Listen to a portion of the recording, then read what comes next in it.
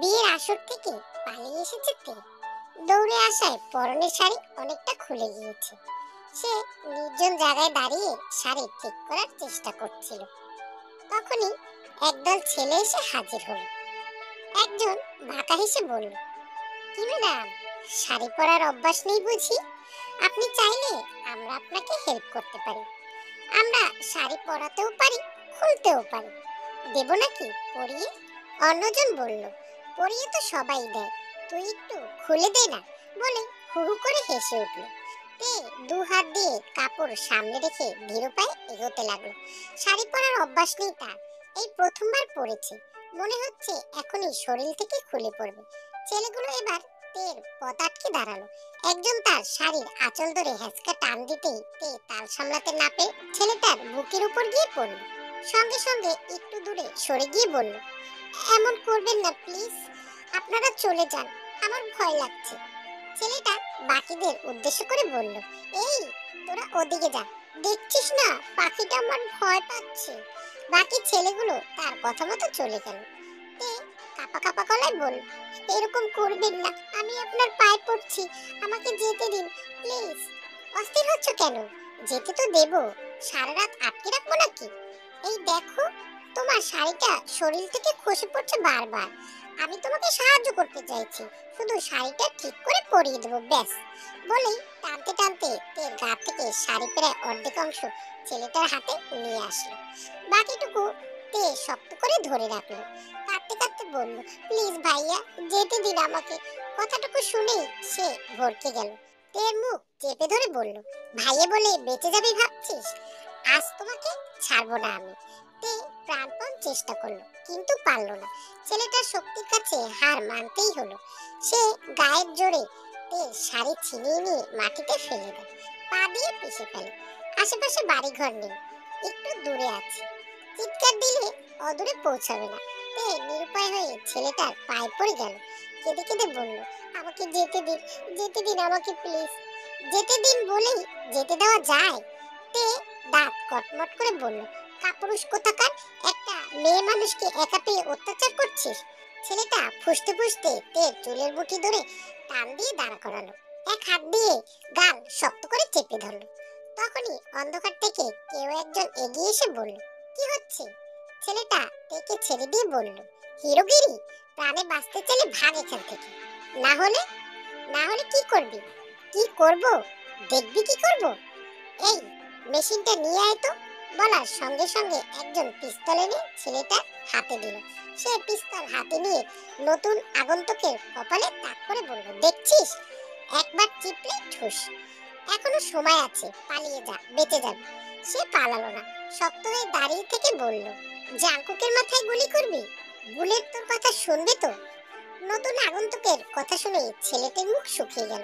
সে কয়েকবার ঢোক গেলে বলল, সরি ভাই, ভাই ভুল হয়ে গেছে, আর হবে না, এবারের মতো মাফ করে দিন।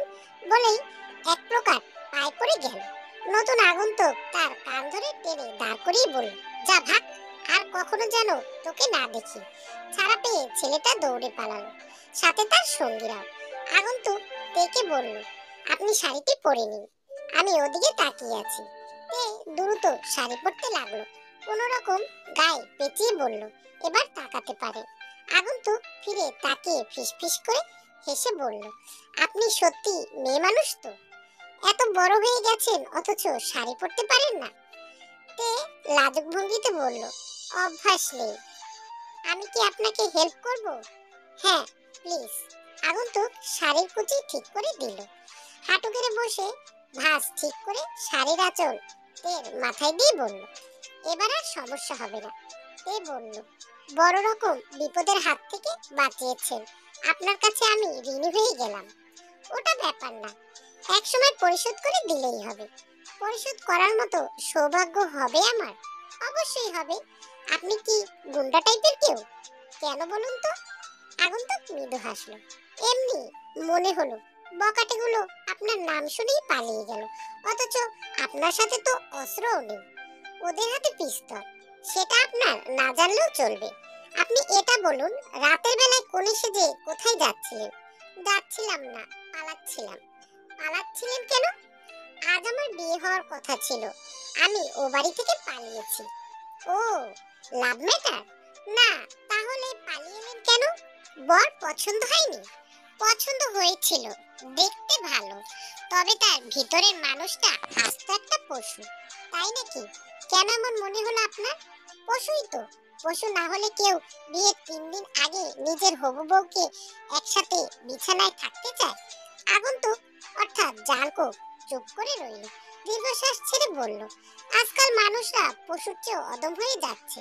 আসুন, আপনাকে বাড়ি পৌঁছে দিয়ে আসি। ফিরে যেতে বলছেন? ফিরে গেলেই বিয়েটা হয়ে যাবে। বিয়েটা রাত 10টায়, এখন 9টা বাজে। তাহলে কোথায় যাবেন? জানি না। জানেন না? কিছুক্ষণ আগে কি ঘটতে যাচ্ছিল ভুলে গেলেন? ভুলিনি, কিন্তু আপনি চাইলে আমি আপনাকে সাহায্য করতে পারি। আবারও সাহায্য করবেন? কিভাবে? আমরা যদি বর বউ সেজে ফিরি? মানে? মানে আমরা যদি হাতে হাত ধরে আপনার বাবার সামনে গিয়ে বলি আমরা বিয়ে করে এসেছি। তে চোখ মুখ জলজল করে উঠল। সে কৃতজ্ঞতা সুরে বলল, এতটা উপকার করবে? করব।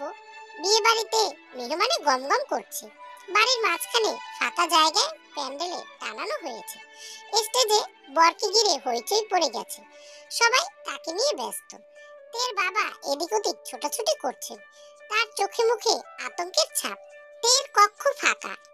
টেবিলে একটি চিরকুট রেখে গেছে সে। চিরকুটে লেখা, ভালো থেকো তোমরা। তের মা জিন বেগম বারবার অজ্ঞান হয়ে যাচ্ছেন। তার মাথায় পানি ঢালা হচ্ছে। তিনি কিছুক্ষণের জন্য জ্ঞান ফিরে পাচ্ছেন, আবারও টলে পড়ছেন। কিম নামজুনের হাত পা কাঁপছে। বাড়ি ভর্তি মেহমান, সবাইকে কি বলবেন তিনি? বর পক্ষকেই বা কি বলবেন? তিনি কখনো স্টেজের দিকে যাচ্ছেন, আবার কখনো তের ঘরে আসছেন। বিয়ের কোণে অন্য একটি ছেলের হাত ধরে এগিয়ে আসতে দেখা গেল। মুহূর্তেই হইচই পড়ে গেল। কিম নামজুন এগিয়ে এলেন। তের সামনে দাঁড়িয়ে বললেন, এসব কি? তে মাথা নিচু করে দাঁড়িয়ে রইল। জাঙ্কুক বলল, আমরা বিয়ে করেছি। তুমি চুপ করো, ওকে বলতে দাও। তে নিচু গলায় বলল, আমরা বিয়ে করেছি বাবা। নিজের পছন্দে বিয়ে করে এসেছিস? আমাকে একবার জিজ্ঞেস করার প্রয়োজন বোধ করলি না? এতটা বড় হয়ে গিয়েছিস তুই?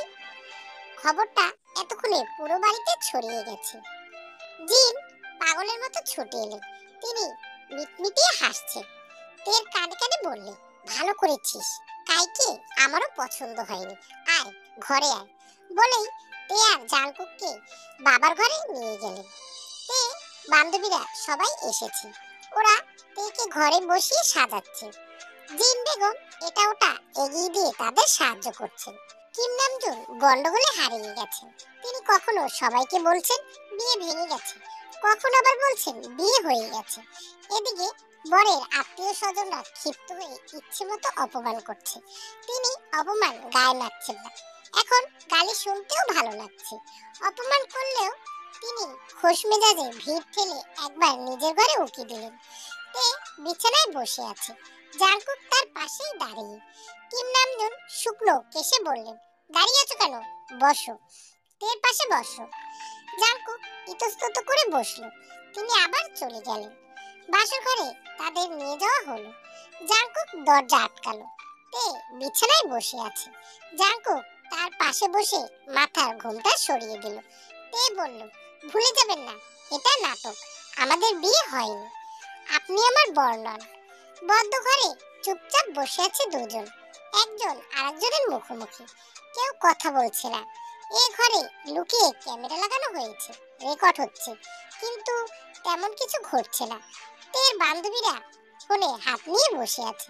সবার দৃষ্টি ফোনের স্ক্রিনে। ও ঘরে যা যা হচ্ছে সবকিছু লাইভ দেখা যাচ্ছে। কয়েকজন নিঃশব্দে দাঁত চেপে মুখ চেপে হাসছে। তে বলল, একটু দূরে সরে বসুন না। জাঙ্কুক ফিসফিস করে বলল, দূরে সরে গেলে সবাই সন্দেহ করবে। সন্দেহের কি আছে? কেউ তো আর আমাদের দেখছে না। দেখছে না? দুটো ক্যামেরা লাগানো হয়েছে, আর আপনি বলছেন দেখছে না? ক্যামেরা কোথায়? তে চেঁচালো। জাঙ্কুক তার মুখ চেপে ধরে বলল, আস্তে বলুন, ওরা শুনে ফেলবে তো। ওরা কারা? কারা আবার? আপনার বিচ্ছু বান্ধবীরা। তাহলে তারাই ক্যামেরা লাগিয়েছে? জি, দাঁড়ান, ক্যামেরাগুলো অফ করি আগে। বলে উঠে গেল। ড্রেসিং টেবিল ও আলমারির উপর থেকে দুটো ক্যামেরা নামিয়ে আনলো জাঙ্কু। তারপর সেগুলো টেবিলের উপর রেখে বলল, এবার আমরা নিশ্চিন্তে ঘুমাতে পারি। ঘুমাবো মানে? বারে, সারা রাত জেগে থাকবেন নাকি? না, কিন্তু আমরা দুজন এক ঘরে।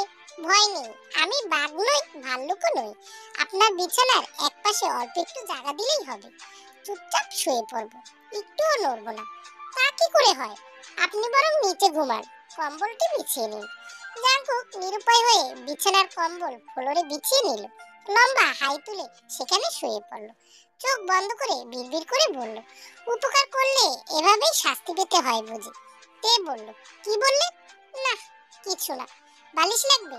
হ্যাঁ দিন, কিন্তু এখানে তো দুটো বালিশ মাত্র। দুটোই আমার লাগবে। থাক, বালিশ ছাড়াই ঘুমাতে পারবো। জাঙ্কুক ঘুমিয়ে পড়ল।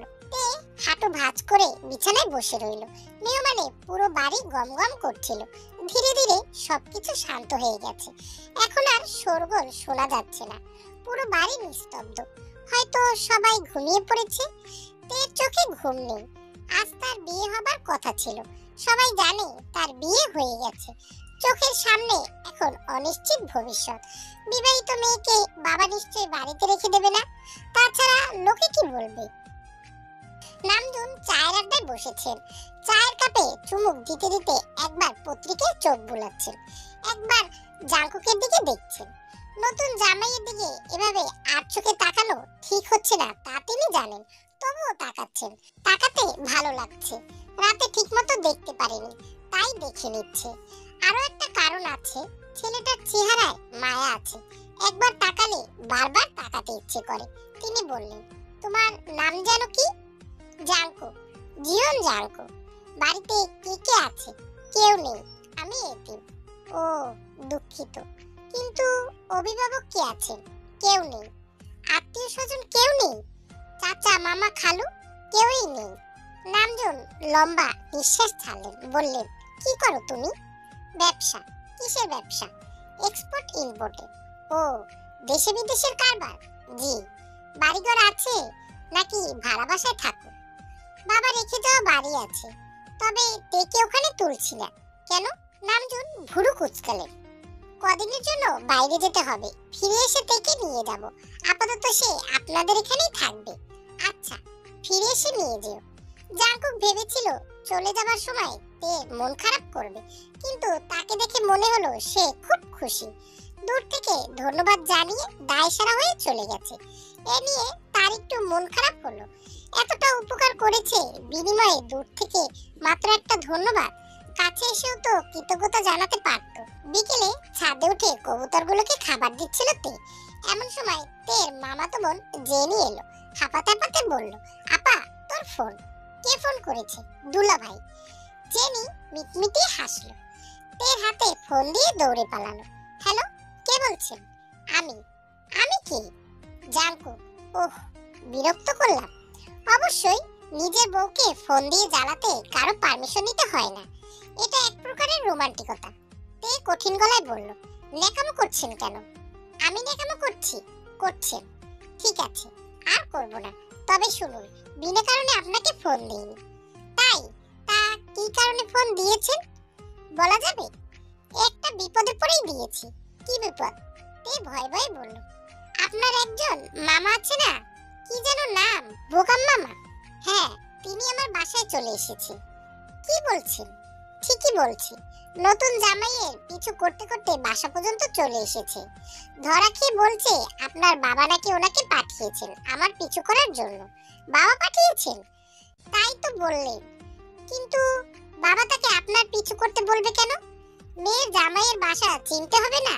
চিনতে হলে খুঁজে বের করতে হবে তো, নাকি? কিন্তু আমাদের তো বিয়ে হয়নি। সেটা আপনি জানেন, আমি জানি, ওনারা তো আর জানেন না। ওনারা জানেন আমি আপনার বর আর আপনি আমার বউ। চুপ, মুখ বন্ধ রাখুন। ওকে ফাইন, রাখলাম মুখ বন্ধ। আপনি শুধু এটা বলুন, দূর থেকে কেউ আপনাকে লক্ষ্য করছে? তে ইতস্তত হয়ে এদিক ওদিক তাকিয়ে বলল, হ্যাঁ, বাবা লুকিয়ে লুকিয়ে ড্যাব ড্যাব করে তাকাচ্ছে। জানতাম, আমি জানতাম। কি জানতেন? জানতাম আপনার বাবা আপনার উপরে নজর রাখবে। আপনি কিন্তু সন্দেহের তালিকায় আছেন, সাবধান করে দিলাম। সন্দেহের তালিকায় কেন? আমি আবার কি করেছি? কি করেননি সেটা বলুন।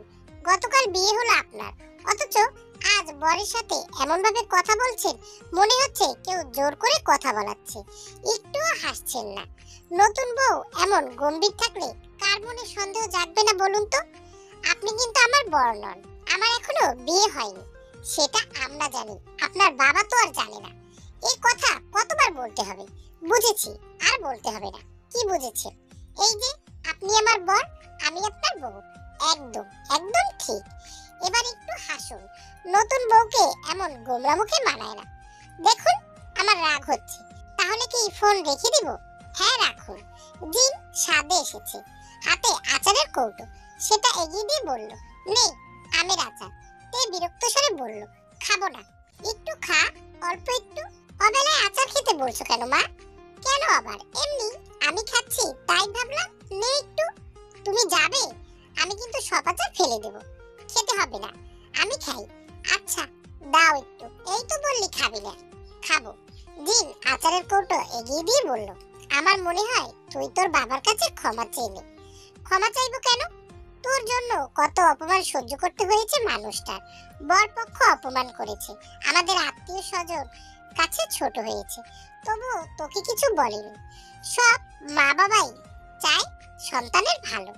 আদরের সন্তান সুখে থাকুক, শান্তিতে থাকুক। দিন শেষে সেসব সন্তানদের কাছ থেকে কষ্ট পেতে হয়। সরি মা, সরি। সরি তোর বাবাকে গিয়ে বল। রাতে অনেকক্ষণ কেঁদেছে।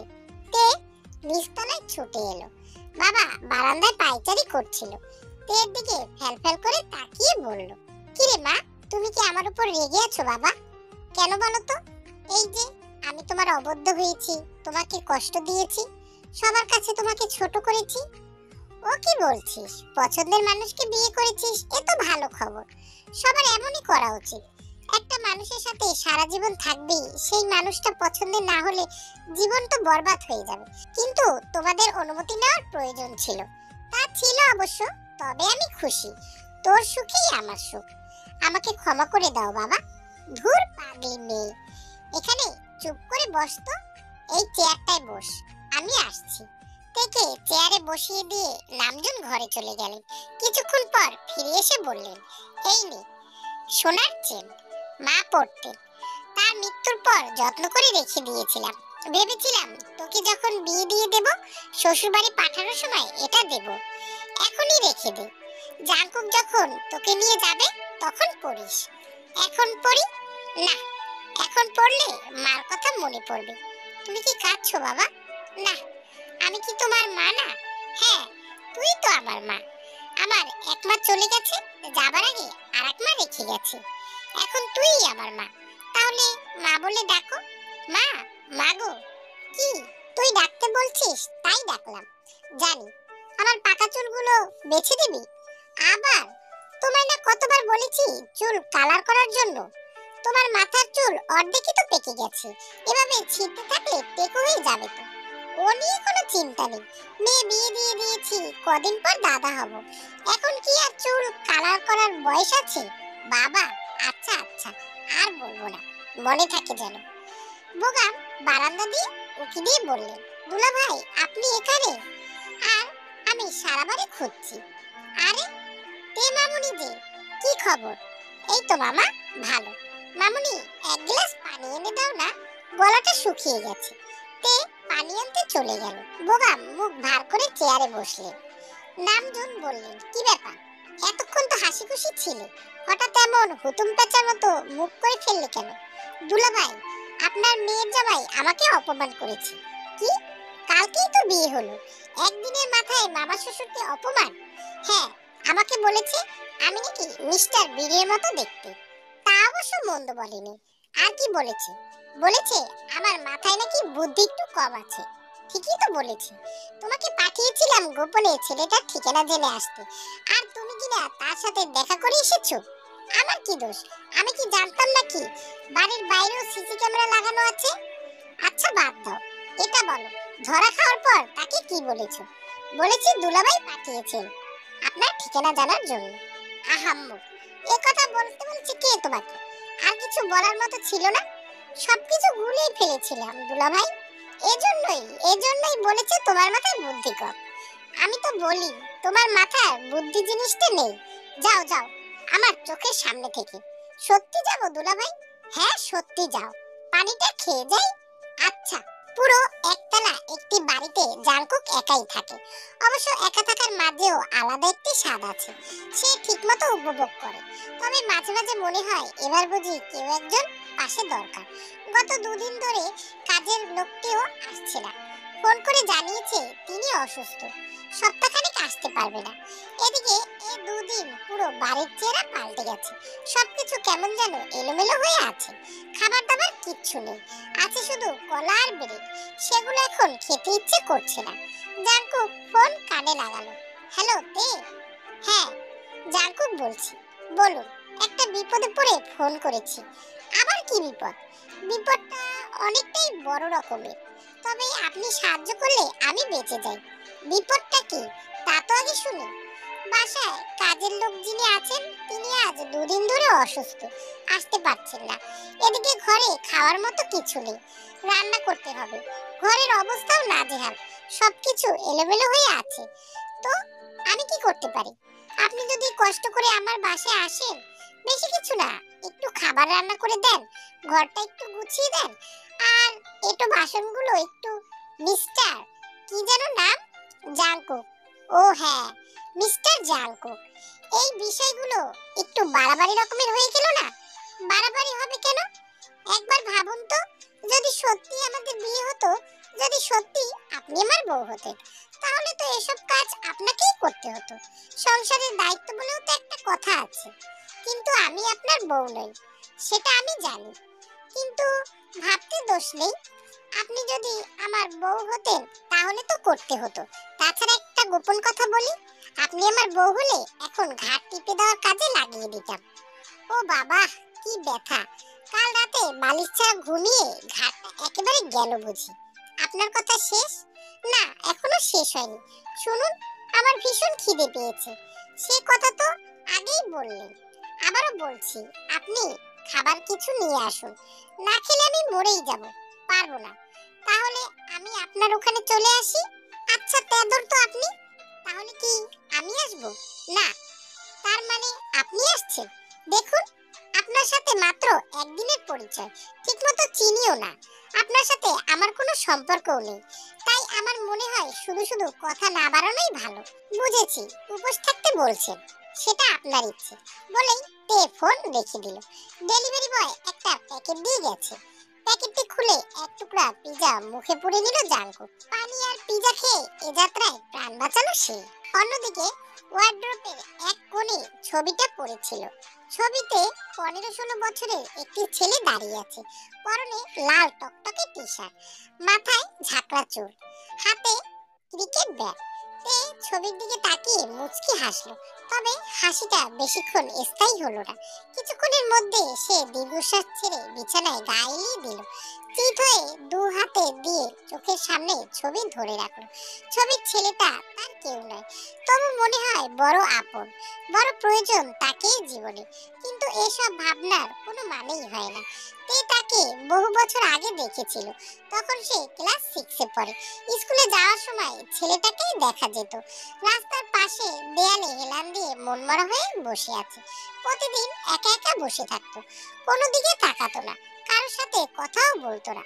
কয়েকদিন দেখার পর তের কৌতূহল জাগলো। একবার সে সাহস করে ছেলেটার সামনে গিয়ে দাঁড়ালো, জিজ্ঞেস করলো, সবসময় এভাবে চুপ করে বসে থাকো কেন? ছেলেটা মুখ ভার করে বলল, আমার মা নেই। তে তখনই বুঝে ফেলা উচিত ছিল, কিন্তু সে বুঝলো না, বোঝার বয়স তার ছিল না। সে দ্বিতীয়বার প্রশ্ন করলো, কোথায় তোমার মা? ছেলেটা কিছু না বলে হাত তুলে আঙুল দিয়ে আকাশের দিকে ইশারা করলো। তে ভাবলো হয়তো প্লেনে করে কোথাও গিয়েছে, তাই সে বলল, কোন দেশে গিয়েছে? ছেলেটা এবার মুখ তুলে তাকালো, বলল, না ফেরার দেশে। সেখান থেকে কেউ কখনো ফিরে আসে না, কিন্তু আমি আমার মাকে চাই, মাকে ছাড়া আমি ঘুমাতে পারি না, বলে পাগলের মতো হয়ে গেল। কেমন যেন হাঁসফাঁস করতে লাগলো। তের খুব মায়া হলো। সে ছেলেটিকে শান্ত করার জন্য অনেক কিছু বলল। ছেলেটিও তের কথা শুনে আস্তে আস্তে শান্ত হয়ে গেল। তারপর পরে তাদের দুজনের মধ্যে খুব ভালো বন্ধুত্ব সম্পর্ক তৈরি হয়েছিল। ছেলেটি কারোর সাথে কথা না বললেও তের সাথেই সবসময় কথা বলতো। একদিন তে স্কুলে যাচ্ছিল, দেখলো রাস্তায় ছেলেটি নেই। তার বাসা চিনতো, সোজা চলে গেল সেখানে। স্থির করলো বাসায় গিয়ে খোঁজ নেবে, কিন্তু বাসার গেটে তালা ঝুলে থাকতে দেখে তার সব আশা নিরাশায় পরিণত হলো। এরপর দিনের পর দিন গেল, মাসের পর মাস, ছেলেটাকে আর দেখা গেল না। এলাকায় তার আত্মীয় স্বজন বলতেও কেউ ছিল না, ছিল শুধু তার বাবা। তে পরে জানতে পেরেছিল ছেলেটার পাগলামো অতিরিক্ত বেড়ে যাওয়ায় তার বাবা নাকি তাকে নিয়ে সেদিন রাতেই বাড়ি ছেড়ে চলে গিয়েছে। কোথায় গিয়েছিল তা সে আজ পর্যন্ত জানতে পারেনি। জেনি আসতেই তে ছবিটা আড়াল করে নিল। জেনি তের পাশাপাশি বসে বলল, আপা, তোদের বিয়ে হয়নি? তে হকচকিয়ে উঠল। কি বলছিস? আমি জানি তোদের বিয়ে হয়নি। কিভাবে জানিস? তুই যখন ফোনে কথা বলছিলি তখন শুনেছি। তোকে কে বলেছে লুকিয়ে লুকিয়ে আমাদের কথাবার্তা শোনার জন্য? আপা, ধমক দিলে কিন্তু আমি সবাইকে বলে দেব।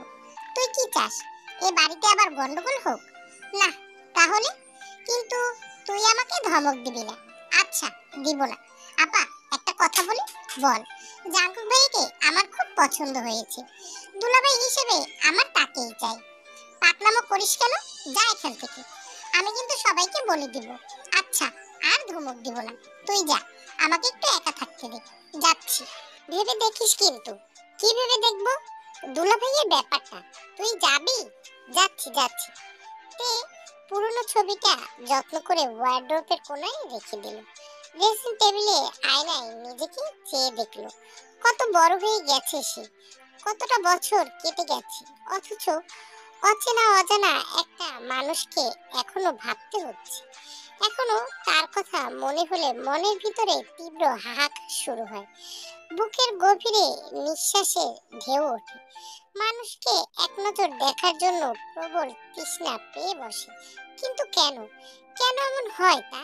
ছেলেটা তো তার কেউ ছিল না, তবে কেন? এইসব প্রশ্নের কোনো মানেই নেই, তবুও ভাবতে হয়। না চাইতেও অচেনা মানুষটা বারবার মনের আঙিনায় উকি দেয়। চারপাশে তখন বিষাদের দেয়ালে ঢেকে যায়। আচ্ছা, কখনো কি তার সাথে দেখা হবে? মন খুলে দুটো কথা বলার সুযোগ হবে? নির্জন রাস্তায় দুজন পাশাপাশি হাঁটার বিন্দুমাত্র সৌভাগ্য হবে? এটা জানে না, শুধু জানে অচেনা সেই মানুষটার প্রতি সে একটু দুর্বল। একটু নয়, একটু বেশি দুর্বল। এই দুর্বলতার অবসান কবে কে জানে? বাবা তের ঘরে উকি দিয়ে বললেন, তে, তোর ফোন বন্ধ নাকি? হ্যাঁ বাবা। কেন, কি হয়েছে? কিছু হয়নি, চার্জ শেষ। ও আচ্ছা, এই নে জামাই। তে ফোন হাতে দিল। আবার কি সমস্যা? ওপাশ থেকে, সমস্যা নয়, সুখবর দেওয়ার জন্য ফোন করেছি। সুখবরটা শুনুন। বলুন। মিনি ফিরে এসেছে। মিনি কে? মিনি আমার বেড়াল। পরশু হারিয়ে গিয়েছিল, আজ আবার ফিরে এসেছে। আমি ওকে কত খুঁজেছি জানেন? এই আপনার সুখবর? হ্যাঁ, এটা জানানোর জন্য ফোন করেছেন? অবশ্যই। আচ্ছা, আপনার কি আর কোনো কাজকর্ম নেই? শুধু শুধু বারবার ফোন করে বিরক্ত করছেন কেন বলুন তো? আহ, আপনি বুঝতে পারছেন না। কি বুঝতে পারছি না? নতুন বিয়ে হয়েছে, এখন বর তো তার বউকে ফোন দিয়ে জ্বালাবেই, এটাই তো স্বাভাবিক। সে যদি ফোন না দেয় তবে সেটা অস্বাভাবিক, কিন্তু আমাদের বিয়ে হয়নি। ও তাই বুঝি? সেটা আপনার বাবা মা জানেন না? তাদের চোখে ব্যাপারটা স্বাভাবিক রাখার জন্যই বারবার ফোন দিচ্ছি। আপনি কোথায় আমাকে ধন্যবাদ জানানোর দরকার, উল্টো ধমক দিচ্ছেন। রাখছি। না না, এখনই রাখবেন না। কেন? দেখুন তো আপনার বাবা আশেপাশে আছে কিনা। নেই, বাবা চলে গেছে। দেখেছেন, বাবাও জানে আমাদের কথোপকথন লম্বা সময় চলবে। এখন যদি আপনি ফোন রেখে দেন, বাবার মনে সন্দেহ জাগবে না? জাগতেও পারে, এজন্যই বলছি ফোন রাখবেন না। আরো কিছু সময় কথা বলি, কিন্তু আমার কথা বলতে ইচ্ছে করছে না। আপনি শুধু ফোন কানের কাছে ধরে রাখুন, আমি বলছি। বলুন। আপনি গান গাইতে পারেন? কি হলো, বলছেন না কেন? আপনি গান গাইতে পারেন? আপনিই তো বললেন আমাকে কিছু বলতে হবে না। তা তো বলেছি, শুধু হ্যাঁ নাতেও তো জবাব দিলে চলে। এবার বলুন আপনি গান গাইতে পারেন কিনা। এর মাঝেই টুট টুট করে ফোনটি কেটে গেল। মুখের উপরে ফোন রেখে দেওয়ায় আর অপমান করার মধ্যে পার্থক্য নেই। অপমানিত হয়েও জাঙ্কুকের মন খারাপ হলো না। সে ঠোঁট ফাঁক করে মুচকি হাসলো। লম্বা নিঃশ্বাস ছেড়ে ফোন টেবিলের উপর রাখ এয়ার কন্ডিশন চালু করে রিভলভিং চেয়ারে গায়ে দিল। অফিস কক্ষটা বিশাল বড়। পায়ের নিচে মেরুন কার্পেট বিছানো।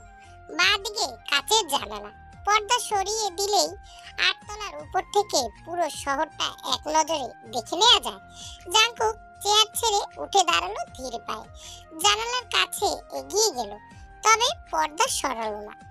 পর্দার সামনে কিছুক্ষণ দাঁড়িয়ে হঠাৎ উদ্ভ্রান্তের মতো ছুটে এলো। চেয়ারে বসে টেবিলের পেপারওয়েট এদিক সেদিক করলো। হাতের কাছে ডয়ার টান দিয়ে খুললো। ডয়ার থেকে সাদা খাম তুলে নিয়ে খামের নিচে থাকা পিস্তল চোখে পড়লো। জাঙ্কুক সেদিকে মনোযোগ দিল না। খামটা হাতে নিয়ে টেবিলের উপর রাখলো। টেবিলের ওপাশে ওসি সাহেব বসে আছেন। তিনি ইতস্তত করতে করতে খামের দিকে তাকালেন, যেটা তিনি নিতে চাচ্ছেন না, অসুবিধায় পড়ে নিতে হচ্ছে। প্রতিবারই তিনি এমন করেন, শুধুমাত্র এই খামের জন্য মাসের শুরুতে অফিসে চলে আসেন। জাঙ্কুক টাকার খাম এগিয়ে দিতে তিনি কাচুমাচু হয়ে হাতে তুলে নেন। তারপর কৃতজ্ঞতা স্বরূপ হেসে চলে যান। কিন্তু আজ তিনি যাচ্ছেন না, খামটাও হাতে তুলে নিচ্ছেন না। মনে হচ্ছে তিনি খুব মনোযোগ দিয়ে জাঙ্কুককে দেখছেন। ভাই, কি হয়েছে আপনার বলেন তো? ওসি সাহেব বললেন। জাঙ্কুক বলল, কিছু হয়নি। বেয়াদবি নেবেন না, আপনাকে এতদিন যেমন দেখেছি আজ কিন্তু তেমন লাগছে না, একটু অন্যরকম লাগছে। কি রকম, সত্যিটা বলবো? ওসি সাহেব পুরুকুসকে বললেন। হ্যাঁ, সত্যিটাই বলুন। আপনাকে দেখে মনে হচ্ছে আপনি প্রেম করেছেন। জাঙ্কুক কিছু বলল না, গম্ভীর ভাব নিয়ে বসে রইল। ওসি সাহেব বললেন, আমি ভুলও হতে পারি। ভুল নন, আমি বোধহয় প্রেমেই পড়েছি। জাঙ্কুক চিন্তিত ভাব নিয়ে বলল। ওসি সাহেব খুশিতে গদগদ হয়ে বললেন, সে তো ভালো খবর, মিষ্টি খাওয়ান। ভালো খবর না ছাই, সে তো আমাকে পাত্তাই দিচ্ছে না। কি বলেন? ওসি সাহেব ভরকে গেল। আপনার মতো মানুষকে পাত্তা দিচ্ছে না? কি নেই আপনার? টাকা পয়সা বাড়ি গাড়ি সবই তো আছে। তাছাড়া আপনি কি দেখতে কম সুন্দর? আপনার কাছে তো সিনেমার নায়করাও হার মানবে। বলছেন? হ্যাঁ বলছি। শুধু আমি কেন, যে কাউকে জিজ্ঞাসা করেন সবাই একই কথা বলবে। তবে আমার একটু খটকা লাগছে। খটকা? কিরকম? আপনার মতো একজন মানুষ প্রেমে পড়তে পারে তা বিশ্বাস করতে কষ্ট হচ্ছে। না মানে আপনার সাথে আমার পরিচয় কম হলেও 5 বছরের হবে। সব সময় গম্ভীর ভাব নিয়ে থাকতে দেখেছি। প্রয়োজনের বেশি একটা কথাও বলেন না। আর সেই আপনি। তিনি কথা শেষ করলেন না, ইচ্ছে করে সম্পূর্ণ রেখে দিলেন। সবকিছু পরিকল্পিত ভাবেই হবে তা তো নয়। এটা ঠিক বলেছেন। আচ্ছা ওসি সাহেব, বলেন ভাই, আপনি তো বিবাহিত তাই না? হ্যাঁ। তাহলে এই ব্যাপারে আপনার অভিজ্ঞতা আছে। কোন ব্যাপারে? এই ধরুন মেয়েদের মন বোঝা, তাদের খুশি করা, তাদের চাওয়া না চাওয়া আন্দাজ করতে পারা, এইসব। মেয়েদের মন কোনো পুরুষের পক্ষে বোঝা সম্ভব না। এইসব বিষয়ে আমি একদম কাঁচা। তবু একটু হলেও তো ধারণা আছে। তা আছে। ওসি সাহেব হাত কসলাতে কসলাতে বললেন, একটু হলেই চলবে। আপনি আমাকে বলুন, ওকে খুশি করি কিভাবে? সে আমার উপর রেগে আছে, তার রাগ ভাঙাতে কি কি করতে পারি? ওসি সাহেব একটু ভাবলেন, তারপর দৃঢ় গলায় বললেন, মেয়েরা ফুল আর চকলেট ভালোবাসে। আপনি ফুল আর চকলেট দিয়ে সরি বলতে পারেন। এতে কাজ হবে? হবে ইনশাআল্লাহ। থ্যাঙ্কস। ওসি সাহেব বিনীত ভঙ্গিতে হাসলেন। টেবিলের উপর থেকে সাদা খাম হাতে নিয়ে চেয়ার ছেড়ে উঠে দাঁড়ালেন। বেরিয়ে যাবার আগে একবার ফিরে তাকিয়ে বললেন, বেয়াদবি মাফ করবেন। সেদিন রাতে বকাটেদের হাত থেকে যে মেয়েটাকে বাঁচিয়েছিলেন তিনি কি আমাদের ভাবি? জাঙ্কুক দীর্ঘশ্বাস ছেড়ে বলল, সুবিন কাচের দরজা ঠেলে বলল, স্যার আপনার ফোন বাজছে। সে অফিসের কর্মচারী। জাঙ্কুক বলল, আমার ফোন তোমার কাছে গেল কি করে? বাথরুমে ফেলে এসেছিলেন স্যার, সেখান থেকে নিয়ে এলাম। ও দাও। সুবিন ফোন দিয়ে চলে গেল। 36টি মিস কল। বাবা এতগুলো কল দিয়েছে, এনি ইমার্জেন্সি? ফোন বাজার সাথে সাথে বাবা রিসিভ করলেন, চেঁচিয়ে বললেন, কই থাকিস তুই? এতগুলো ফোন দিলাম, কানে যায় না? ফোন বাথরুমে ফেলে এসেছিলাম বাবা। হ্যাঁ, এবার তো কত বাহানা বানাবি, থাক বাদ দে, আসল কথায় আসি। আমি দেশে ফিরছি, এবার কিন্তু তোর বউ না দেখে আমার নিস্তার নেই। বয়স তো আর কম হলো না, এখন কি হয় বলা যায় না। আমার তো এই একটাই ছেলে, ছেলের বউ আর নাতি নাতনি না দেখেই যদি মরতে হয়।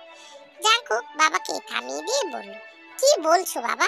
ঠিকই বলছি, এবার দেশে ফিরেই কনে দেখতে যাব। মোট কথা তোকে বিয়ে করতেই হবে, কোনো রকম বাহানা চলবে না। জাঙ্কু হাসলো, আচ্ছা আচ্ছা, তোমার যা ইচ্ছে তাই হবে। সত্যি বলছিস তো? হ্যাঁ সত্যি। আর শোনো, মেয়ে দেখতে হবে না, মেয়ে আমার দেখাই আছে, তুমি শুধু পছন্দ করবে।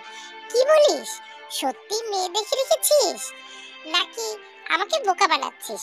না বাবা, সত্যি। যাক, শান্তি পেলাম। আমি তবে কালকেই আসছি। কাল? জাঙ্কুক চমকে উঠল, কেন? কাল এলে তোর সমস্যা হবে? না বাবা, সমস্যা হবে না, তুমি কালকেই এসো। সন্ধ্যার পর থেকে তের মন খারাপ, কারণ ছাড়াই মন খারাপ। আজকাল প্রায় এমন হয়, বিনা কারণে মন খারাপ হয়ে যায়। তে দরজা আটকে আলো নিভিয়ে নিজের রুমে শুয়েছিল। জেনি দরজায় দাঁড়িয়ে বলল, আপা দরজা খোলো, দুলাভাই এসেছে। এতক্ষণ তার মন খারাপ ছিল। জেনির কথা শুনে মেজাজটাও খারাপ হয়ে গেল। সে চেঁচিয়ে কিছু একটা বলতে চাইছিল, শেষমেশ বলল না, উদাসীন ভাবে উঠে দাঁড়ালো। টলতে টলতে গিয়ে দরজা খুললো। ওপাশে জাঙ্কুক এক গাদা ফুল আর চকলেট হাতে নিয়ে শক্ত পাথরের মতো দাঁড়িয়ে আছে, একটুও নড়ছে না। তার ন্যাকামো দেখে তে আরো খেপে গেল। তার কলার ধরে ঘরে টেনে ভিতরে নিয়ে দরজা আটকে দিল। ফিরে তাকিয়ে দেখলো জাঙ্কুক হাঁটু গেড়ে মাটিতে বসে ফুল আর চকলেট এগিয়ে দিয়েছে। তে সেগুলো কেড়ে নিয়ে ফ্লোরে ছুঁড়ে ফেললো। ফুসতে ফুসতে বলল, সমস্যা কি আপনার? কি সমস্যা? কই, কোনো সমস্যা নেই তো। তাহলে এভাবে বাসায় চলে আসার মানে কি? কি করব বলুন, আপনি তো ব্লক করে রেখেছেন, ফোন দিতে পারছিলাম না, তাই সরাসরি চলে এলাম। তে লম্বা লম্বা নিঃশ্বাস নিতে লাগলো। জাঙ্কুক বলল, সোজা কথায় আসি, আমি এবার ঘুরিয়ে পেঁচিয়ে কথা বলতে পারি না, আমার একটা হেল্প লাগবে। এবার বলবেন খুব বিপদে পড়ে এসেছি, এক্ষুনি কিছু টাকা দিতে হবে, এই তো? এক্স্যাক্টলি এটাই বলতাম যদি আমার টাকার দরকার হতো। প্রথমে তে একটু ভাব নিয়ে দাঁড়িয়েছিল। পুরো কথা শুনে সে কেমন যেন চুপসে গেল। নিচু গলায় বলল, তাহলে? শোনো বউ, আমি একটা ভুল করে ফেলেছি, এই ভুলের মাসুল এখন তোমাকেই দিতে হবে। কথাটুকু শুনে তে যেন আকাশ থেকে পড়ল। বলল, কি যাতা বলছেন, মাথা খারাপ হয়ে গেছে আপনার? মাথা ঠিক আছে, রিহার্সাল করছিলাম। মানে কি? মানে বলছি, আপনি এভাবে উত্তেজিত থাকলে বলতে পারবো? স্বাভাবিক হন, বলছি। বলুন। বাবা কাল দেশে ফিরবেন, তিনি বায়না করছেন এবার আমার বিয়ের জন্য পাত্রী ঠিক করে তবেই ফিরে যাবেন। অথচ আমি মুখ ফসকে বলে ফেলেছি পাত্রী দেখে রেখেছি। এবার কি হবে বলুন তো? আপনার কথার মানে হলো আমাকে পাত্রী সেজে আপনার বাবার সামনে হাজির হতে হবে। ঠিক ধরেছেন, এত বুদ্ধি কোথায় রাখেন বলুন তো? আমি শুনেছিলাম সুন্দরী মেয়েরা বোকাশোকা হয়, কিন্তু আপনি দেখছি সুন্দরী আবার ট্যালেন্টেডও। আপনাকে তো তে রুদ্ধ কণ্ঠে বলল, ভেবেছেন কি আপনি যখন যা খুশি করবেন, যা খুশি বলবেন আমি চুপচাপ সহ্য করব? বিপদের হাত থেকে বাঁচিয়েছেন বলে এখন সম্মান করছি, না হলে? জাঙ্কুক বিনয়ের সঙ্গে বলল, বাবাকে কখনো মিথ্যে বলিনি, এবার মুখ ফসকে বেরিয়ে গেছে, এবারের মতো আমাকে উদ্ধার করুন, এই শেষবার, কথা দিচ্ছি আর কখনো আপনাকে জ্বালাবো না। তের কণ্ঠ পরিবর্তন হলো না, সে শক্ত হয়ে দাঁড়িয়ে বলল, এক্ষুনি অপমান হতে না চাইলে বেরিয়ে যান, বেরিয়ে যান বলছি। জাঙ্কুক সত্যি সত্যি বেরিয়ে এলো। সে ভেবেছিল তে শেষমেশ একটু নরম হবে, বিচলিত হয়ে কোমল গলায় বলবে, দাঁড়ান, কিন্তু এমন কিছুই ঘটলো না।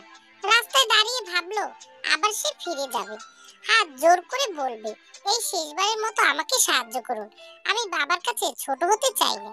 কিন্তু পরে আর ফিরে গেল না। কেন যাবে সে? কি কারণে? কোনো মানেই হয় না এসবে। হ্যালো জাঙ্কুক ভাই। জি ওসি সাহেব বলুন। ভাই, আপনার জন্য একটা সুখবর আছে। আপনি কি একটু থানায় আসতে পারবেন? কেন? হঠাৎ থানায় কি দরকার? দরকার মানে ভাই, আপনার মক্কেলগুলো আমরা ধরতে পেরেছি। এবার আপনি যদি একবার এসে দেখে যেতেন। আপনি চাইলে ওদেরকে নিয়ে আপনার অফিসে চলে আসি, কি বলেন? আসবো? আসুন। আচ্ছা ভাই, আসতেছি তাহলে। আকাশটা আজ কেমন যেন থমথমে হয়ে আছে। রোদ নেই, বৃষ্টিও নেই। বাইরে তাকাতেই যেন মন খারাপ হয়ে যায়। জাঙ্কুক এয়ার কন্ডিশন বন্ধ করে কাঁচের জানালা খুলে বাইরে দৃষ্টি রাখলো। এক পশলা শীতল বাতাস গায়ে লাগলো। একটু একটু শীত লাগছে। এই মুহূর্তে এক কাপ কফি হলে মন্দ হয় না। তবে টেবিলের কাছে গিয়ে কলিং বেল চাপার আলসামিতে আটটা পাওয়া হলো না। জাঙ্কুক কিছুটা সময় জানলার কাছেই দাঁড়িয়ে রইল। মাঝে মাঝে মনে হয় তার জীবনটা এই অফিস আর ঘরের মধ্যেই আটকে আছে। এই বন্দিদশা থেকে বের হবার একটাই পথ। সেই পথ এখনো স্পষ্ট দেখা যাচ্ছে। চাইলেই সে পথ ধরে হেঁটে চলতে পারবে। খুব একটা কষ্ট হবে না। জানালার ফাঁক দিয়ে আটতলা থেকে নিচে পড়তে যতটা সময়, তারপর ধীরে ধীরে সব অন্ধকার হয়ে আসবে। ওসি সাহেব দরজা ঠেলে বললেন, শুভ সকাল। সকাল নয়, 12টা বেজে গেছে। ওসি সাহেব হাত ঘড়ির দিকে তাকিয়ে বললেন, ওহ তাই তো। আজকাল ক্রিমিনালদের পিছনে ছুটতে ছুটতে সময় কখন চলে যায় বুঝে উঠতে পারি না। বসেন। হ্যাঁ বসবো। তার আগে আপনার মক্কেলদের চাঁদমুখ একবার দেখে নিন। দেখেন তো চিনতে পারেন কিনা। এই, ওদের নিয়ে আসতো। দুজন রোগা টাইপের বয়স্ক কনস্টেবল চারটে তাগড়া যুবকের দড়ি বাঁধা অবস্থায় টেনে টেনে জাঙ্কুকের কক্ষে নিয়ে এলো। ছেলে চারটা মাথা নিচু করে দাঁড়িয়ে আছে। ওসি সাহেব ধমক দিয়ে বললেন, এখন মাথা নিচু করে দাঁড়িয়ে আছিস কেন? অপরাধ করার সময় মনে থাকে না? মাথা উঁচু কর। দেখ কার মানুষকে বিরক্ত করেছিস। ছেলেগুলো তবু চোখ তুলে তাকালো না, মাথা নিচু করে দাঁড়িয়ে রইল। জাঙ্কুক একটু ভালো করে চেয়ে দেখলো। সব কটাকে চিনতে না পারলেও একজনকে ঠিকই চেনা যাচ্ছে। সে তের শাড়ি টেনেছিল। তাকে জাঙ্কুক কখনোই ভুলবে না, কখনোই না। ছেলেটার সামনে দাঁড়িয়ে জাঙ্কুক হুঙ্কার দিল, সেদিন তো খেলনা পিস্তল ঠেকিয়ে খুব বাড়াবাড়ি করছিলি। আসল পিস্তল দেখবি? দেখবি আসল পিস্তল? দাঁড়া। বলেই ডয়ার টান দিয়ে পিস্তল বের করে আনল।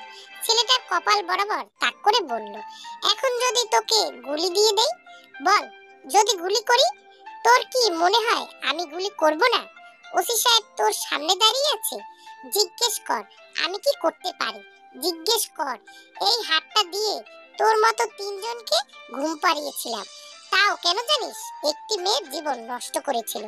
তুই তো একই ভুল করছিলি। বল, করছিলি না? ওসি সাহেব জাঙ্কুকের হাত থেকে পিস্তল কেড়ে নিয়ে বললেন, ভাই কি করতেছেন?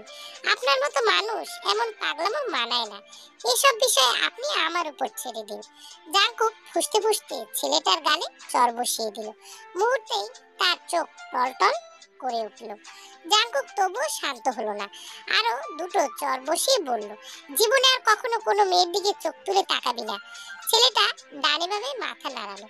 জাঙ্কুক বলল, মনে রাখিস, সত্যিকারের পুরুষ কখনো কোনো মেয়েকে অসম্মান করে না। ওসি সাহেব বললেন, এসব কারণেই আপনাকে এত ভালো লাগে। আপনি সত্যিই ভালো মনের মানুষ। জাঙ্কুক ছেলেগুলোকে সাবধান করে দিয়ে বলল, যে মেয়েটিকে অপদস্থ করেছিলি সে আমার বউ। তার থেকে 1000 ফুট দূরত্ব বজায় রেখে চলবি। দূর থেকে একজন ফিসফিস করে বলল, শুধু আমাদেরকেই শুনতে হবে? বাকি যারা করে তারা দুধ ভাত। জাঙ্কুক বলল, আর কে কি করে? আপনার বউকে উত্ত্যক্ত করে, তার বাড়ির সামনে দাঁড়িয়ে থাকে। আমরা তো ফোন দিয়ে জ্বালাই না, সে ফোনও দেয়। রাত 1টায় বাড়ির বাইরে দাঁড়িয়ে আপনার বউয়ের সাথে ফোনে কথা বলে। সবাই তার সাথে সম্মতি জানালো। জাঙ্কুক সন্দেহের দৃষ্টিতে তাকিয়ে বলল, সত্যি বলছিস? যদি মিথ্যে হয়? মিথ্যে হলে গুলি করে দিয়েন।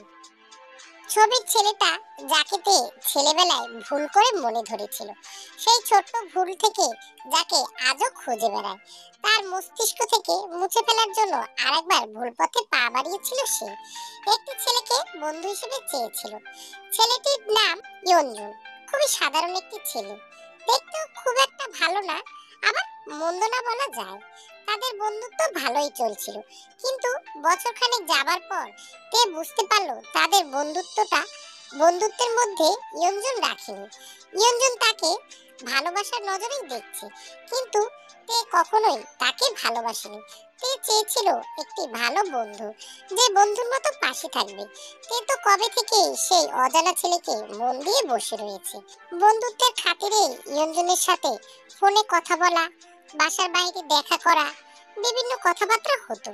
ইয়ঞ্জন তাকে মনে মনে যখন ভালোবাসতে শুরু করলো, আর এই ব্যাপারটা বুঝতে পারায় আস্তে আস্তে ইয়ঞ্জনকে এড়িয়ে চলতে শুরু করে। আর এই এড়িয়ে চলাটাই ইয়ঞ্জন মেনে নিতে পারছিল না, বিভিন্নভাবে তেকে উত্ত্যক্ত করা শুরু করছিল। পরে অবশ্য তের বিয়ে ঠিক হয়ে যাওয়ার পর আর তে ইয়ঞ্জনকে ভালোভাবে বোঝানোর পর তার সাথে ব্যাপারটা মিটমাট হয় এবং সেও বোঝে তের ব্যাপারটা, আর তাদের বন্ধুত্বটা বজায় রাখে। তের বাবা ঘরে এসে তের পাশে বসলেন, তার মাথায় হাত রেখে বললেন, কিরে মা, সব ঠিক? তে কোন রকম হেসে উত্তর দিল, একটা কথা বলি। বলো। আমার মনে হয় তুই জাঙ্কুকের সাথে ভালো নেই। তে কিছু বলল না, মুখ তুলে তাকালো শুধু। বাবা বললেন, আমাদের জীবনে অনেক কিছুই অ্যাক্সিডেন্টলি হয়, সেসব ভুলে গিয়ে নতুন করে বাঁচার নামই তো জীবন, তাই না বল? তে হেসে বলল, কি সব বলছো বাবা, আমি তো খুশি। এই দেখো। নামজুন দীর্ঘশ্বাস ছেড়ে বললেন, বুঝি রে মা, সব বুঝি। খোঁজ নিয়েছিলাম, জাঙ্কুক দেশে আছে, নিয়মিত অফিস করছে, শুধু আমাদের এখানে আসছে না। কিছু একটা না হলে এভাবে নতুন বউ ফেলে রেখে যায় কেউ? তুমি বেশি বেশি ভাবছো বাবা, অত চিন্তা করো না তো। চিন্তা না করলেও চিন্তা হয় রে মা, শত হোক বাবা তো। একবার মা বলে ডাকো না, মা, মাগো। তে হাসলো, আরো একবার ডাকো তো, মা, মাগো। তুমি এভাবে ডাকলে সত্যি সত্যি মনে হয় তুমি আমার ছেলে আর আমি তোমার মা। নামজুন উঠে দাঁড়ালেন, যেতে যেতে বললেন, তোর মাকে চা বানাতে বলছি, ছাদে আয়, আড্ডা হবে, তোর মামাও এসেছে। বলেই বেরিয়ে গেলেন। তে দরজা আটকে জানালার কাছে গেল, কিছুক্ষণ দাঁড়িয়ে থেকে ছাদের উদ্দেশ্যে পা বাড়ালো। জিন চা নিয়ে এসেছে, সঙ্গে তেও। তের পরনে হালকা গোলাপি শাড়ি, হাতে চুড়ি পরেছে, হাত নাড়লেই চুড়িগুলো একটার সঙ্গে আর একটা বেজে ঝুনঝুন শব্দ হয়। এই শব্দ শুনে বোগাম ফিরে তাকালেন, অবাক হয়ে বললেন, তে মামুনি জি, আসো আসো, তোমার জন্য একটা সারপ্রাইজ নিয়ে এসেছি। বলো তো সারপ্রাইজটা কি? তে কোনো কিছু না ভেবে জিজ্ঞাসা করল, কি? তোমার খুব প্রিয় একটা জিনিস সাথে করে নিয়ে এসেছি, এবার বলো তো। তে ভাবলো কিছুক্ষণ, তারপর ঠোঁট উল্টে বলল, তুমিই বলো। তিনি হেসে বললেন, দাঁড়াও নিয়ে আসি, বলেই উঠে গেলেন। দিন টেবিলে চায়ের কাপ সাজিয়ে রাখছেন, তে চেয়ারে বসলো। কিছুক্ষণ পর বোগাম ফিরে এলেন, তার পাশে পাশে হেঁটে এলো জাঙ্কুক। বোগাম বললেন, জামাইকে বলেছি তের খুব জ্বর, এক্ষুনি যেতে বলেছে, এই কথা বলে জোর করে নিয়ে এসেছি। ভালো করে নিতে মামুনি, তুমি তো তাই চাইছো, তাই না? তে মৃদু হেসে বলল, হ্যাঁ। তে ঘরের বিছানায় বসে জাঙ্কুক মাথা নিচু, মুখটা কেমন যেন শুকনো। তে চেয়ার টেনে তার সামনাসামনি বসলো, বলল, সেদিনের ব্যবহারের জন্য আমি সরি, সেদিন একটু বেশিই বলেছিলাম। জাঙ্কুক বলল, আপনি সরি বলছেন কেন? সরি বলবো তো আমি শুধু শুধু আপনাকে বিরক্ত করছি, আপনি তো আমার কেউ নন। সেটা না বুঝেই অতটা চেয়ে বসাটা আমার উচিত হয়নি, ক্ষমা করবেন, আসি। দাঁড়ান, যাবেন তো? আটকে রাখবো না, এত তাড়াহুড়ো করছেন কেন? বসেন, আগে বলুন, আপনার বাবা দেশে এসেছেন? হ্যাঁ এসেছে। আপনি তো বলেছিলেন আপনার বাবার পছন্দের মানুষের সাথে দেখা করাবেন, সেটা না করাতে পারায় কিছু বলেনি তিনি? বলেছে। কি বলেছে? বলেছে, আমি জানতাম তোর কোনো পছন্দের মানুষ নেই, কিন্তু তুই আমাকে মিথ্যে আশ্বাস না দিলেও পারতি। এ নিয়ে আপনার মন খারাপ হয়নি? মন খারাপ হবে কেন, যা সত্যি তাই তো বলেছি। আমি সত্যিই সরি, বিশ্বাস করুন আমি অপরাধ ছিলাম। একজনকে আমি ভীষণ ভালোবাসি, তাকে ছাড়া অন্য কাউকে আমার বর হিসেবে কল্পনাও করতে পারি না। আপনি তো অভিনয় করতে বলেছেন, সেটাও আমার দ্বারা সম্ভব নয়। আপনার বাবা মাকে খুশি করার জন্য আমরা কিন্তু বর বউ সেজে অভিনয় করছি, এখনো করছি। এখানে আপনি পেরিয়ে উঠছেন কিভাবে বুঝতে পারছি না। তাই কিছুটা সময়ের জন্য স্তব্ধ হয়ে গেল। সত্যিই তো, বর বউ সেজে অভিনয় করছে। সবাই জানে জাংকুক বর আর তে তার বউ। নিজের জন্য সবার কাছে মিথ্যেটা বলে বেড়াতে পারলে আরেকজনের জন্য সেই মিথ্যেটা শোনালে কি হতো। যাই হোক, আমি আর আপনাকে বিরক্ত করব না। জাংকুক ছাদে এসেছে। তাকে দেখে নামজুন এবং জেহোক দুজনে উৎসুক ভঙ্গিতে তাকালেন। জিন তাদের কাছে দাঁড়িয়ে।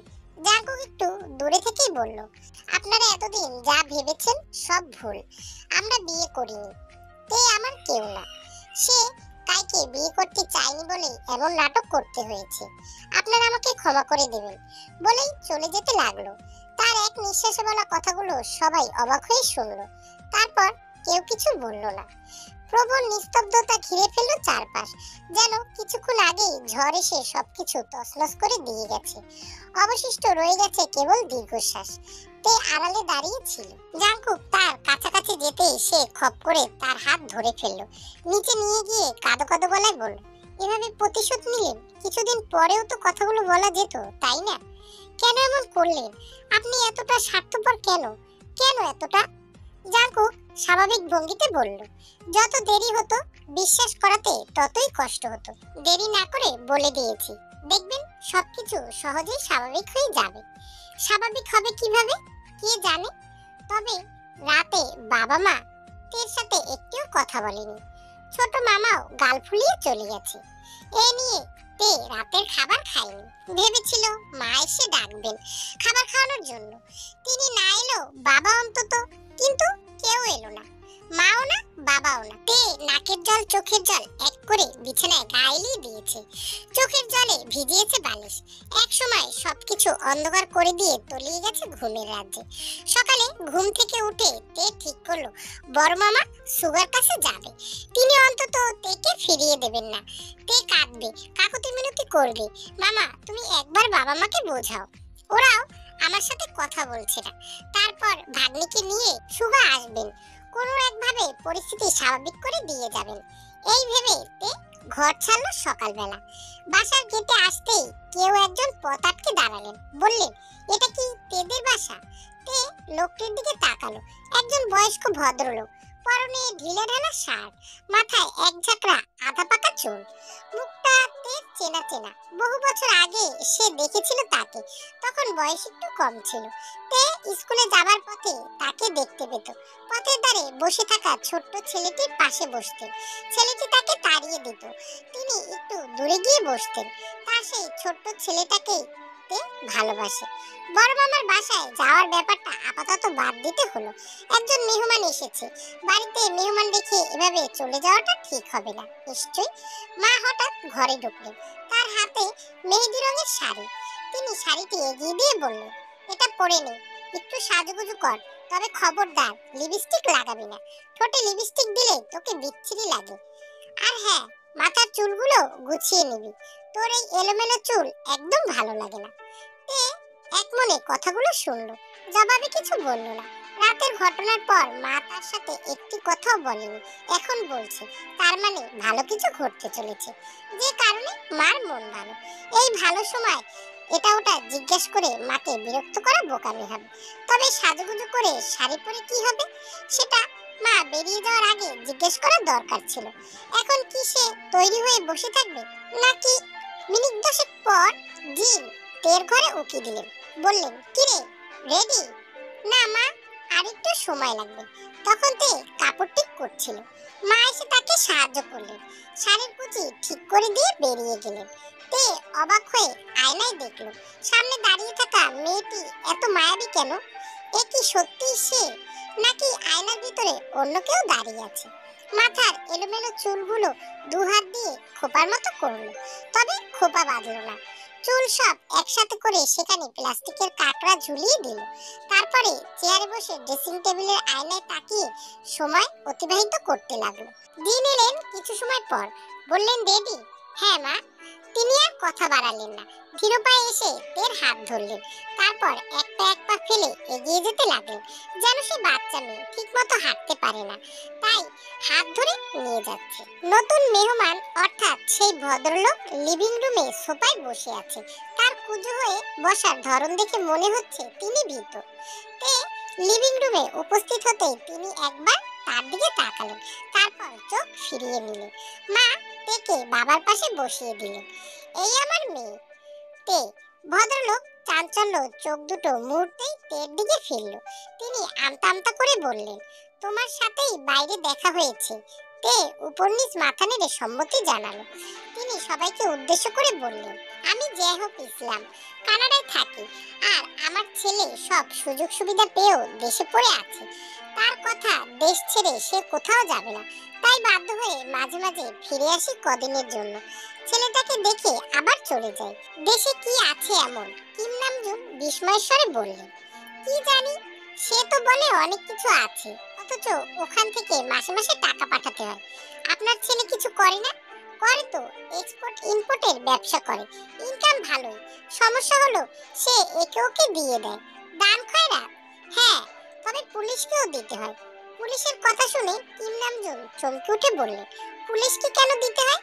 ভদ্রলোক দীর্ঘ নিঃশ্বাস ছেড়ে বললেন, আমার ছেলেটা ছোটবেলায় মাকে হারিয়েছে।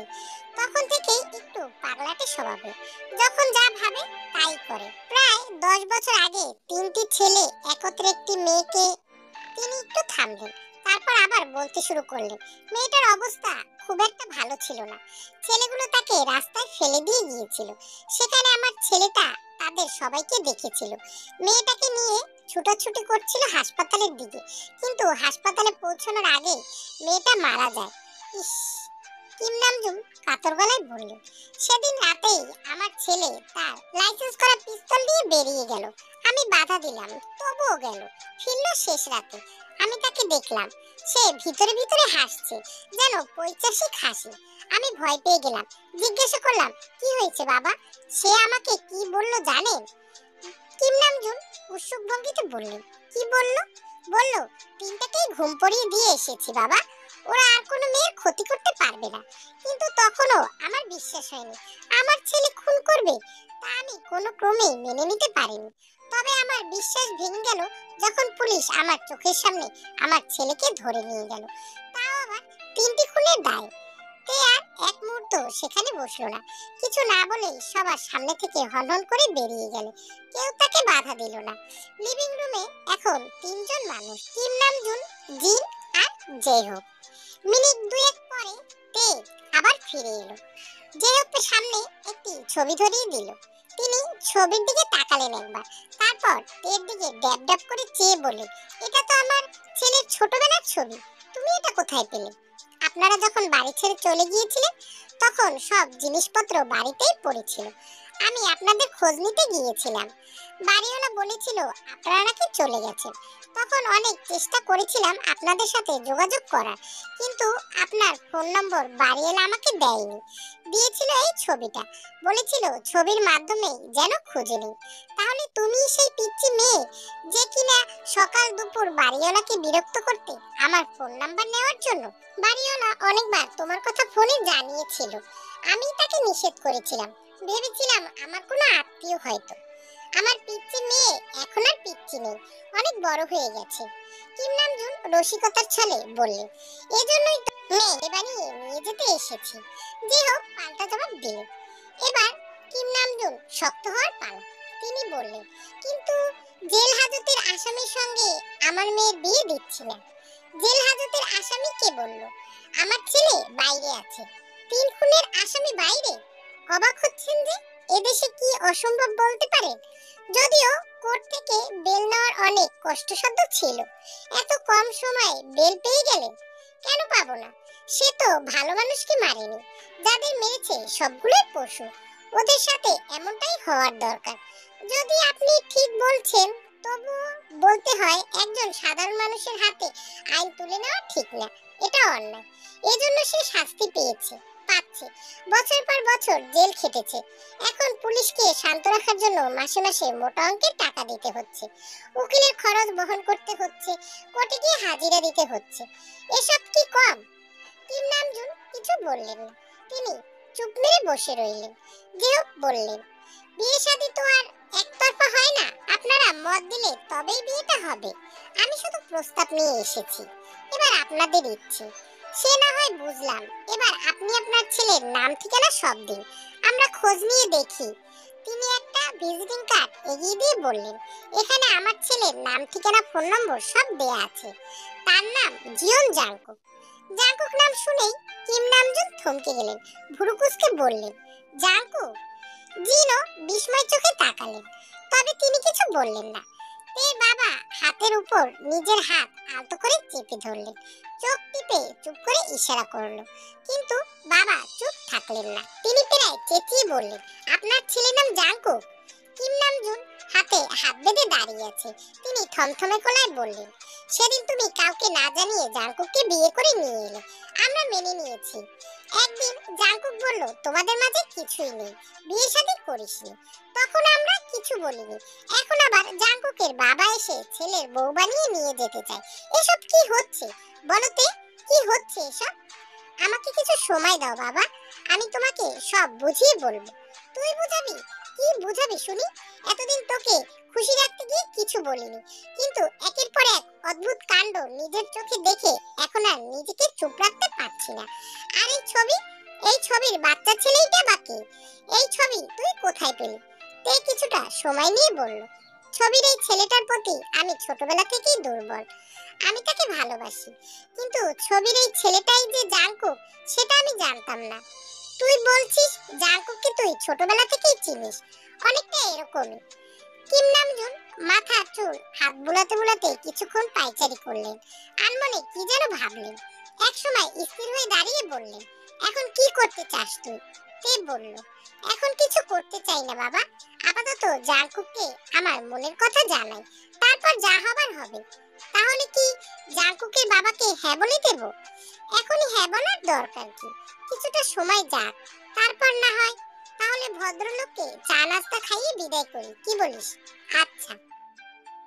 হ্যালো ওসি সাহেব, জাংকুক ভাই কেমন আছেন? ভালো।